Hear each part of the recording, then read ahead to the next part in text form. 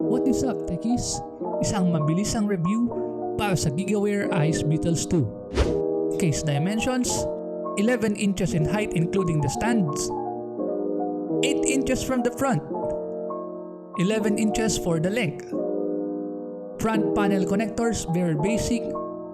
Power and reset switch in plastic, blue LED indicators. Sa taas may space for a 120mm fan at may dust filter na siya.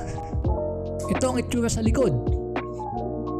May plastic mount para sa power supply and gumagamit siya ng standard na ATX power supply. On both sides we have acrylic side panels and meron din sa harapan. This is the left side portion. 4 stands na plastic. May vent siya para sa isang 80mm fan. Medyo malambot ang kanyang bakal.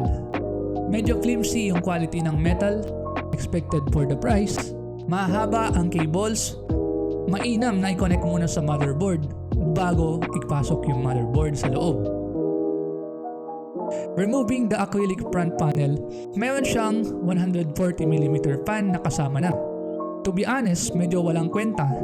And yung RGB ay medyo kakaiba ang orientation ng board nito. As you can see here na yung graphics card ko is facing upwards. I am using the rate-inspired cooler and this is the distance between the power supply and the cooler, which is about half an inch. Sa airflow, medyo may problema tayo dito. I did a test. Una, naka-close yung case and the power supply is blowing air sa cooler. In less than 2 minutes, halos maximum temperature na yung processor ko. Very alarming. So I did another test. This time, open yung side panel. Mas matagal uminit pero ganun pa din. Tinesting ko ulit na ganito ang setup. And finally, umabot lang ng 85, which is normal for this processor and the cooler combo. Should you buy this case? Kung gusto mo ng small and compact na PC build, then isa ito sa pinaka-budget na ITX case. I would not really call this an ITX case.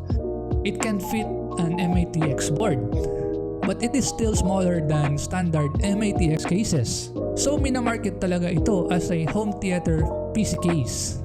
Building in this case is quite fun naman kahit paano, but I would avoid using a high TDP processor for this type of case.